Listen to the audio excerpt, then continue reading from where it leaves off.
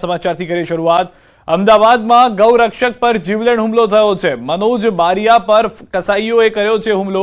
જૂની અદાવતમાં હથિયારથી હુમલો કરવામાં આવ્યો હોવાની જાણકારી છે। 2 મહિના પહેલા પણ ગૌમાંસ મુદ્દે કર્યો હતો કેસ। હુમલાની ઘટના સીસીટીવીમાં થઈ કેદ। કસાઈએ અદાવત રાખી કર્યો છે હુમલો। પોલીસે 2 આરોપીઓની કરી છે ધરપકડ।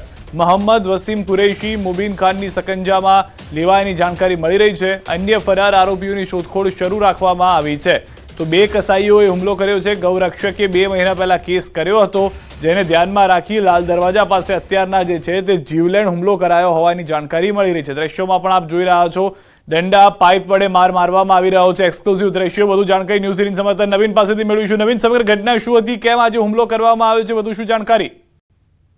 સીધા અત્યારે તપાસ ચાલી રહી છે કે આ ઘટના પાછળની હકીકત શું છે, કેમ આ પ્રકારનો હુમલો જે છે તે કરવામાં આવ્યો છે। પરંતુ જે માહિતી મળી રહી છે તેના આધારે 2 ગૌરક્ષકો છે જે મનોજ બારિયા પર હુમલો કર્યા હોવાની વાત સામે આવી રહી છે।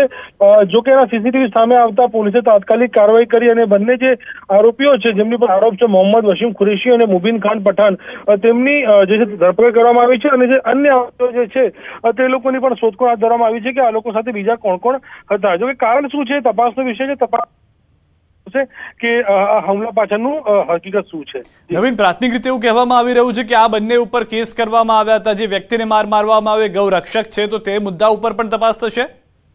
બિલકુલ, એક છે અત્યારે પ્રાથમિક તપાસમાં સામે આવી રહ્યું છે કે જૂની અદાવત લોકોની હતી અને જૂની અદાવતને લઈને આ જે આરોપીઓ જે છે તેમને આ ઉપર આ વ્યક્તિ ઉપર હુમલો કર્યો છે। પણ જૂની અદાવત કયા પ્રકારની હતી તે વિગતવાર જે તપાસ થશે અને પૂછપરછ થશે તે પૂછપરછ બાદ વધુ ખ્યાલ આવશે કે આ જૂની અદાવત કયા પ્રકારની હતી અને કેટલા લોકો હતા હુમલો કરવામાં। જે 2 લોકો પકડાયા છે તેની સિવાય સીસીટીવીમાં એક વ્યક્તિ અન્ય ભાગતો પણ જોવા મળી રહ્યો છે। 2 લોકો એને પકડીને લાવે છે તેવું પણ જોવા મળી રહ્યું છે। 3 થી 4 લોકો હોવાની વાત અત્યારે પ્રાથમિક તપાસમાં સામે આવી છે, જેમાં 2ની ધરપકડ કરી લેવામાં આવી છે। ત્યારે બાકીના કોણ કોણ હતા જે આ લોકોની પૂછપરછ બાદ અન્ય નામ સામે આવશે તે નામ ઉપરથી આગળની જે કાર્યવાહી છે તે કરવામાં આવશે કે આ લોકો સાથે અન્ય કેટલા લોકો સામેલ હતા। સિદ્ધાર્થ, આભાર નવીન સમગ્ર માહિતી બદલ। તો હાલમાં મનોજ બારિયા પર કસાઈઓએ હુમલો કર્યો હોવાની જાણકારી છે। જે પ્રાથમિક માહિતી મળી છે તે પ્રમાણે 2 મહિના પહેલા આ ગૌરક્ષકોએ જ આ લોકો ઉપર કેસ કર્યો હતો, જેની અંગત અદાવતમાં આ કસાઈઓ દ્વારા ગૌરક્ષકો ઉપર હુમલો કરવામાં આવ્યો છે। 2 લોકોને પોલીસે પકડ્યા છે। બનાસકાંઠાના વિભાજન મામલે ખાનગી બેઠક। જિલ્લા ભાજપ પ્રમુખ કીર્તિસિંહ વાઘેલાની બેઠકનો વિડીયો આવ્યો છે સામે। નિવાસસ્થાને આગેવાનો સાથે કાંકરેજના સ્ટેન્ડ બાબતે કરી હતી બેઠક। દરેકની બનાસકાંઠામાં રહેવાની ઈચ્છા છે તો પૂરી થશે। સીએમ ભૂપેન્દ્ર પટેલે રજૂઆત સ્વીકારી વિશ્વાસ દર્શાવ્યો છે। આંદોલન કરવાથી કંઈ ના થાય, આપણી સરકાર છે, આપણું સાંભળશે જ। પરંતુ 10 વર્ષ પછી તમે યાદ કરશો કે વાવ થરાદમાં ગયા હોત તો સારું હતું। સરહદી જિલ્લો છે એટલે સારો વિકાસ થશે।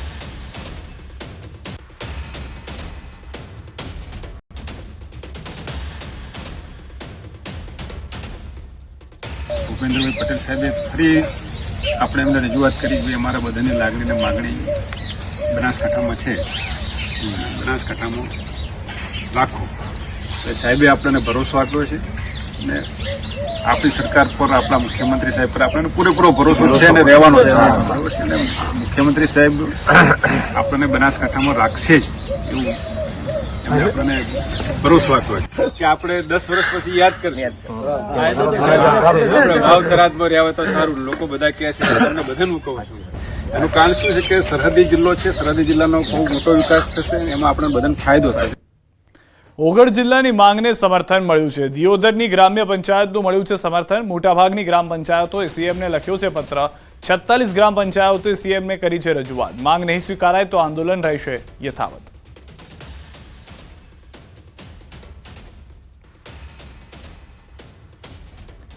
જૂનાગઢના એમએલએ લાડાણીએ ટેકાના ભાવે મગફળીની ખરીદીમાં ભ્રષ્ટાચારનો આક્ષેપ કર્યા બાદ પલટો માર્યો છે। અરવિંદ લાડાણીએ દિલીપ સંઘાણીના નિવેદન બાદ કહ્યું કે મેં કોઈ નાણાકીય આક્ષેપો કર્યા નથી, મેં માત્ર બારદાન નથી તેમ કહ્યું હતું। માણાવદરના ખરીદ કેન્દ્રમાં બારદાનની અછત છે, બારદાન આવી જાય એટલે વિષય પૂરો થઈ જાય છે। વધુમાં કહ્યું કે ગુજકો માસોલના અધિકારી મારા પર માનહાનિનો દાવો કરી શકે છે, કારણ કે લોકશાહીમાં દાવો કરવાની સૌને છૂટ છે। જે 2 નંબરની મંડળી જે છે, જે સંસ્થા ખરીદ કરે છે, આ ક્યાંક ને ક્યાંક ગુજકો માસોલના ડિરેક્ટરના સગાવાલાની મંડળી હોય।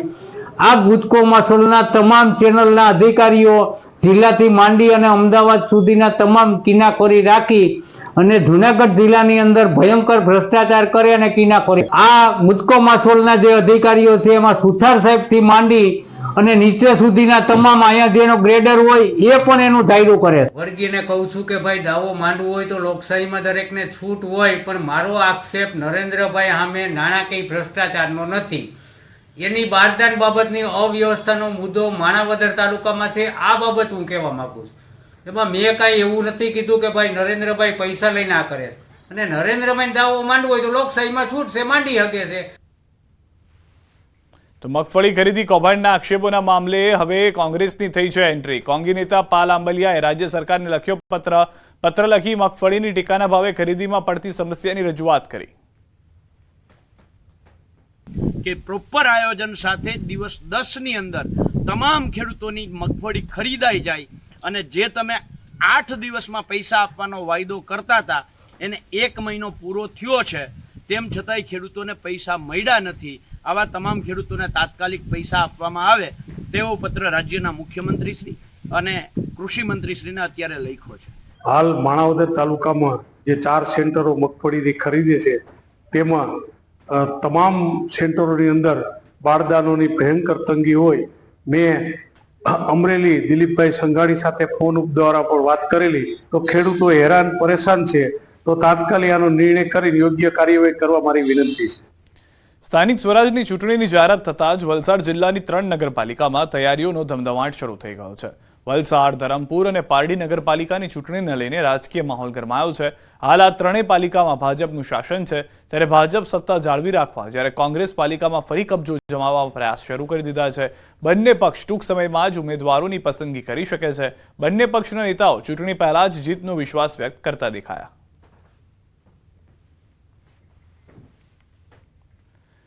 સુરતથી સમાચાર. ગોધરામાં 14 વર્ષની વિદ્યાર્થીનીના આપઘાત કેસમાં પોલીસે તપાસ તેજ કરી છે.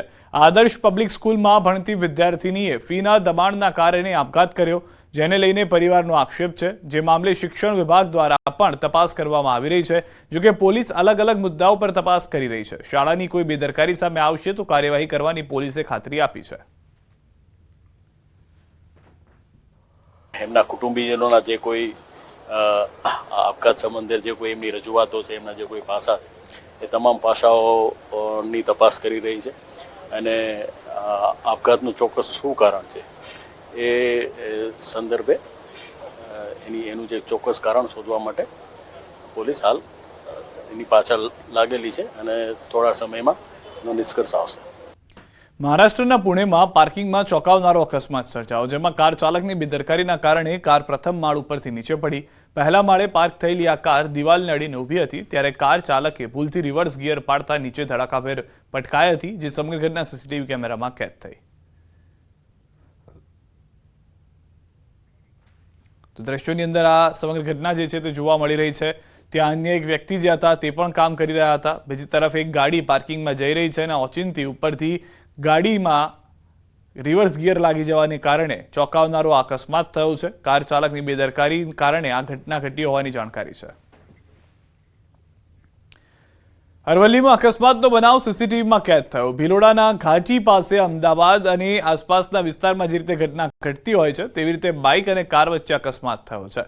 અકસ્માતમાં બાઇક સવારનું મોત થયું છે. અન્ય એક ઘાયલ અકસ્માત બાદ ચાલક જે છે તે કાર મૂકીને ફરાર થઈ ગયો છે. આવી ઘટના મોટા શહેરોમાં સામાન્ય રીતે હિટ એન્ડ રનની જોવા મળતી હોય છે, પરંતુ હવે અરવલ્લીથી પણ સમાચાર મળી રહ્યા છે કે જ્યાં આગળ તેજ રફતારમાં અકસ્માતમાં એક વ્યક્તિનું મોત થયું છે, જ્યારે એક વ્યક્તિ ગંભીર રીતે ઘાયલ હોવાની પણ જાણકારી મળી રહી છે.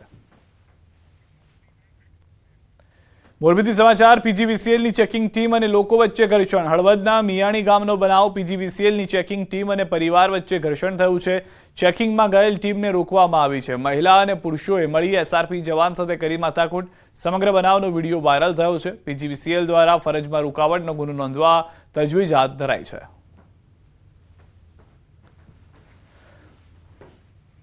રાજકોટમાં વાહન અથડાવા બાબતે મારામારી થઈ. બે શખ્સોએ પરેશ બાબિયા પર છરીથી હુમલો કર્યો. બાઇકને લઈને જતા હતા પરેશ બાબિયા. ગત 18 ડિસેમ્બરે રણછોડ નગરમાં થઈ હતી મારામારી. ઘટનાના હચમચાતા સીસીટીવી ફૂટેજ પણ જોવા મળ્યા. બનાવ અંગે બી ડિવિઝન પોલીસે ગુનો નોંધી આરોપીની શોધખોળ હાથ ધરી છે.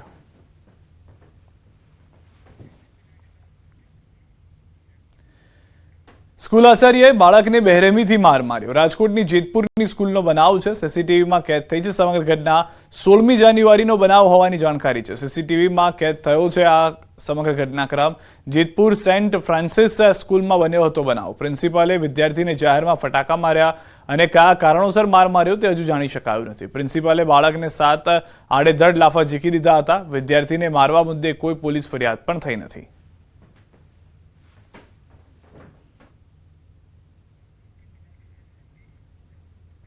સુરેન્દ્રનગરના પાટડીમાં ગેસ ગળતરથી મોત મામલે કાર્યવાહી. બેદરકારી બદલ કોન્ટ્રાક્ટરની કરાઈ છે ધરપકડ. ગેસ ગળતરથી 2 યુવકોના થયા હતા મોત. 3 વ્યક્તિઓ સામે નોંધાઈ હતી ફરિયાદ. માંગ સ્વીકારાતા પરિવારે મૃતદેહ સ્વીકાર્યા છે. મહત્વનું છે કે વચરાજ બેટ વિસ્તારમાં ગેસ ગળતરથી 2 યુવકોના મોત થયા હતા. ત્યારે સફાઈ કામગીરી માટેના સલામતીના સાધનો પૂરા ન પાડી બેદરકારી રાખ્યાની ફરિયાદ નોંધાઈ હતી. પાટડી પાલિકાના ચીફ ઓફિસર, સેનિટરી ઇન્સ્પેક્ટર અને કોન્ટ્રાક્ટ વિરુદ્ધ પાટડી પોલીસ મથકે ફરિયાદ નોંધવામાં આવી. 2 યુવાનોના મોત મામલે પાલિકાના ચીફ ઓફિસર, સેનિટરી ઇન્સ્પેક્ટર તેમજ સફાઈના મુખ્ય કોન્ટ્રાક્ટર સહિત 3 શખ્સો સામે ફરિયાદ નોંધાઈ છે. પાટડી પોલીસ દ્વારા કોન્ટ્રાક્ટર સંજયભાઈ પટેલની ધરપકડ કરી વધુ પૂછપરછ હાથ ધરાઈ છે. આ તપાસ દરમિયાન બનાવવાળી જગ્યાનું પંચનામું કરવામાં આવેલ છે. તેમજ તપાસ દરમિયાન કોન્ટ્રાક્ટર સંજયભાઈ પટેલ રહ્યા અમદાવાદ નાઓને ડિટેન કરી અને આગળની કાર્યવાહી હાથ ધરવામાં આવેલ છે. નગરપાલિકા છે એ જેને આ કોન્ટ્રાક્ટ આપતા હોય છે એની સાથે તમામ પ્રકારના કરારો કરતા હોય છે. સેફટીના સાધનો એને રાખવા જોઈએ. માણસ જે કામ કરવા માટે એ ગટરમાં ન ઉતરે એના માટેના પણ કરારો થયેલા હોય છે. તો એ જે કોન્ટ્રાક્ટર છે એની એ ખામી છે, નિષ્કાળજી છે. એ કોન્ટ્રાક્ટર પર પોલીસ કેસ પણ થયો છે, એની ધરપકડ પણ થઈ છે અને જે કાર્યવાહી કરવાની થતી હશે એ સરકાર તરફથી કરવામાં આવશે. જામનગરથી સમાચાર. ગેરકાયદેસર સસલા મોકલવાનું કૌભાંડ. કોલકાતાથી ટ્રેન મારફતે સસલા જામનગર મોકલવામાં આવતા હતા. જીવદયા પ્રેમીએ રેલવે પોલીસને સાથે રાખી દરોડા પાડ્યા હતા. પાર્સલમાંથી 160 જેટલા સસલાઓ જે છે તે મળી આવ્યા છે. ઝડપાયેલા સસલા પૈકીના 8 જેટલા સસલાઓના મોત નીપજ્યા. જીવદયા પ્રેમીઓ દ્વારા ફરિયાદ નોંધાવવા કવાયત કરવામાં આવી છે. સસલાઓને હાલ લાખોટા નેચરલ ક્લબમાં રાખવામાં આવ્યા છે. કલકત્તાથી અમદાવાદ અને અમદાવાદથી જામનગર આ લોકો ઇલીગલ સસલાઓને એક્સપોર્ટ કરે છે કોઈ પણ ગવર્મેન્ટ પરમિશન વગર. અને જામનગરમાં એ લોકો એમનું મટન ખાવા માટે યુઝ કરે છે, જેમની ફોરેસ્ટ પાસેથી બી કોઈ પરમિશન લીધેલી ક્યારે એ લોકોએ છે નહીં.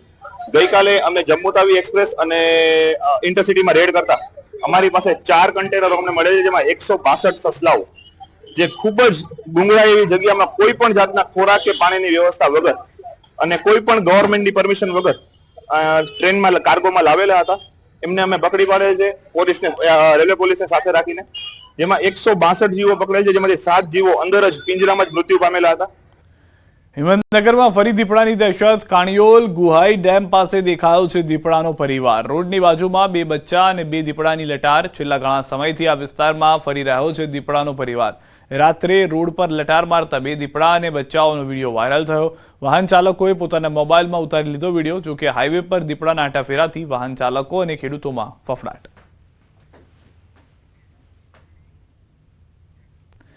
દિવસભર લોકોની ચહેલ પહલથી ધમધમતું રાજકોટનું બેડી માર્કેટિંગ યાર્ડ સાંજ પડતા જ શાંત થઈ જાય છે અને છવાઈ જાય છે સન્નાટો. તેની પાછળનું કારણ છે મચ્છરોનો ઉપદ્રવ. બેડી માર્કેટિંગ યાર્ડ આજી નદીના કાંઠે આવેલું છે અને આજી નદી મચ્છરોનો જાણે મેળાવડો જામ્યો હોય તેમ ઠેર ઠેર મચ્છર જોવા મળે છે. અને આ જ મચ્છર સાંજ પડતા બેડી માર્કેટિંગ યાર્ડ તરફ આવી જાય છે. તેથી જ વેપારી તેના વેપાર ધંધા મૂકીને ઘરે નીકળી જાય છે. અહીંયા સાંજના સમયે ખેડૂતો જોવા પણ નથી મળતા. અહીં જે પણ દુકાનો સાંજના સમયે ખુલ્લી જોવા મળે છે તેઓ પોતે જ દુકાન આગળ કોઈને કોઈ વસ્તુથી ધુમાડો કરી મચ્છરોથી છુટકારો મેળવવા પ્રયાસ કરે છે.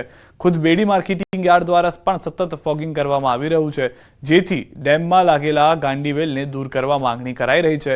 જ્યાં સુધી વેલ દૂર નહીં થાય ત્યાં સુધી સ્થિતિ તેની તેજ રહેશે. મચ્છર જોરદાર. એકવાર મ્યુનિસિપાલિટી વાળા આવીને જોવે આ ટાઈમ એટલે આપણે 10,000 ઇનામ દેવાનું. 2 કલાક ખાલી ઉભા રહે સાહેબો બધા એટલે ખબર પડી જાય એમને કેવા મચ્છર જોરદાર. જો હું દુકાન વધારીને ભાગું છું. जो हम लोग काम नहीं कर पाते हैं, काम शाम के छोड़ देते हैं, इतनी मच्छर है जो हद से फालतू काम करने के कहीं जगह नहीं रहती, इतने मच्छर लग जाते हैं. जो हम लोग काम छोड़ के चले जाते हैं रूम पे, उसके बाद सुबह थोड़ा कम लगता है, सुबह आते हैं काम करते। રાજકોટના બેડી માર્કેટિંગ સુરત એસએમસી ફાયર ડિપાર્ટમેન્ટમાં આવી નવી ભરતી. ફાયરની ટીમમાં આવ્યો ફાયર રોબોટ. ફાયર રોબોટ આગની ઘટનામાં મદદરૂપ થશે.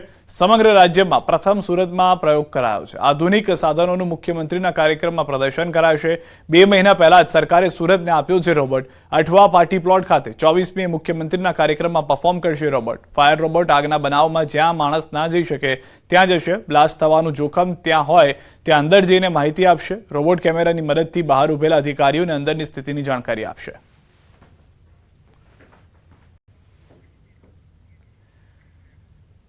રાજકોટ ગેમ ઝોનને લઈને વિવાદ સર્જાયો. કાલાવડ રોડ પરના ઓવરબ્રિજ નીચે ગેમ ઝોન બનાવવાની મંજૂરી મનપાએ આપી છે. ગેમ ઝોન બનાવવાનું કામ કોર્પોરેશને શરૂ પણ કરી દીધું છે. જો કે બીજી તરફ કાલાવડ રોડ સતત ટ્રાફિકથી ધમધમતો હોય છે, ત્યારે શહેરીજનોમાં ચિંતા છે કે આ ગેમ ઝોન બન્યા બાદ ટ્રાફિકનો પ્રશ્ન વકરી શકે છે. જો કે મનપાએ કહ્યું કે ટ્રાફિકની સમસ્યા નહીં થાય. મહત્વનું છે કે બ્રિજ નીચે ટેબલ ટેનિસ, બોક્સ ક્રિકેટ વગેરે બનાવાશે. કોઈ પણ જાતની ટ્રાફિકની સમસ્યા નહીં થાય. રાજકોટ મ્યુનિસિપલ કોર્પોરેશન હોય કે કોઈ પણ પ્રાઇવેટ કાર્યક્રમો આ પ્રકારના ઇન્ફ્રાસ્ટ્રક્ચર ઊભું થતું હોય, જે કાયદાકીય જોગવાઈ મુજબ જે નિયમો, જે સર્ટિફિકેટો લેવા પડે, સ્ટ્રક્ચરલ ફિઝિબિલિટી રિપોર્ટ હોય કે ફાયર એનઓસી હોય કે પીડબ્લ્યુડી નું સર્ટિફિકેટ હોય, બધી જ વસ્તુ જ્યારે કોર્પોરેશન કરતું હોય ત્યારે અમે કરીને જ કરવાના જોઈએ છીએ. હાલ રોકાઈશું એક વિરામ માટે. આપ જોડાયેલા રહો Gujarati number 1 news channel news 18 Gujarati સાથે.